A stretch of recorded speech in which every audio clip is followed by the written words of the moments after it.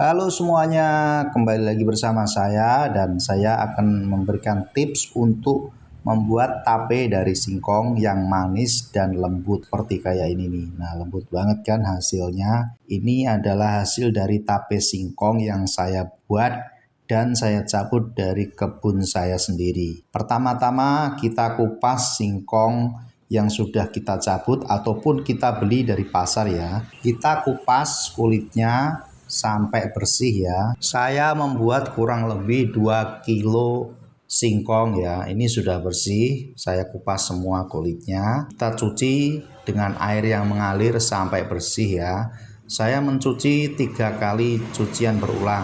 Pertama ini kita cuci sampai bersih ya. Ini belum saya potong. Nah setelah itu kita potong-potong agar fermentasinya mempercepat singkong untuk menjadi tape dan juga saat dimakan tidak terlalu besar.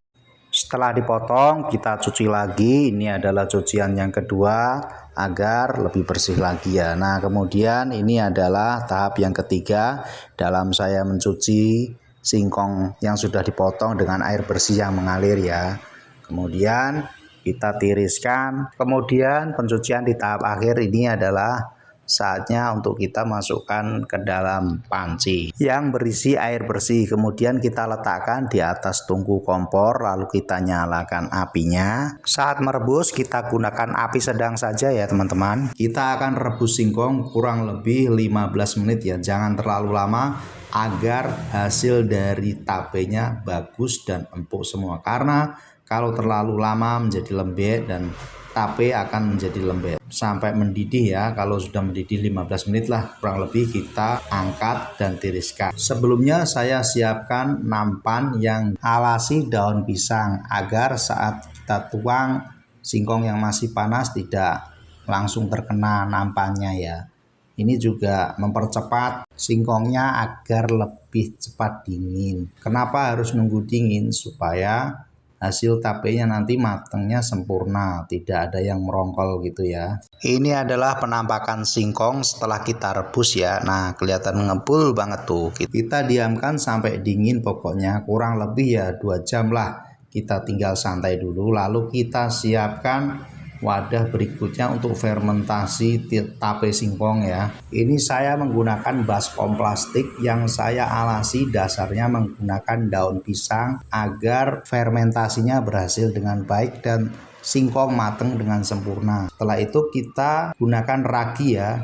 2 kilo tadi saya gunakan 2 butir ragi ya. Saya beli harganya 2.000 kalau nggak salah. Dan jangan lupa kita gunakan saringan yang terbuat dari besi ataupun dari plastik pun juga bisa. Lalu kita taburkan kayak begini supaya sebelum dimasukkan singkong yang sudah direbus tadi, ragi bisa menempel pada singkong-singkong tersebut dan proses fermentasi berhasil dengan baik. Kemudian kita masukkan singkong sedikit demi sedikit, kemudian kita taburin lagi dan kita masukin lagi. Kenapa kita masukinnya sedikit demi sedikit?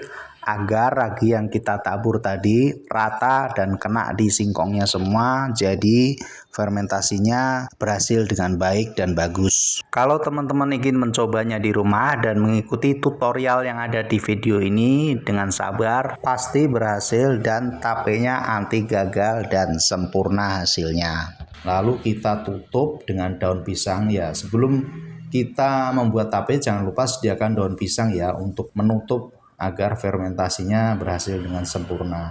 Kita tutup dengan daun pisang atasnya. Nah kemudian kita siapkan juga lap bersih ya, serbet atau apapun, saya menggunakan serbet yang bersih untuk menutup bagian atas baskom tersebut ya. Kenapa kita tutup menggunakan kain atau serbet? Agar udara masih bisa masuk ya, karena tidak bagus juga kalau ditutup dengan rapat tanpa ada udara yang masuk. Kalau kedap udara itu justru tidak bagus ya. Yang lebih bagus tuh yang kayak gini nih, jadi udara bisa masuk sedikit demi sedikit ya. Lalu kita tutup menggunakan piring plastik agar lebih rapat. Kita diamkan di tempat yang agak gelap gitu ya, yang agak teduh agar hasil tapenya bagus. Setelah 2 hari kita buka apakah hasilnya berhasil atau tidak ya. Hasil yang saya buat ternyata berhasil ya teman-teman. Ini hasilnya sangat bagus dan tidak ada yang gagal ataupun yang keras, semuanya lembut, lunak dan manis.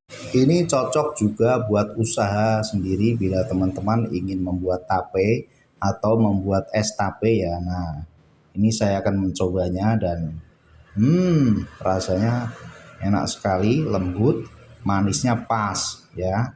Kalau teman-teman suka tape, ini adalah prebiotik yang alami buat pencernaan kita. Rasanya mantap banget. Silahkan dicoba, jangan lupa subscribe.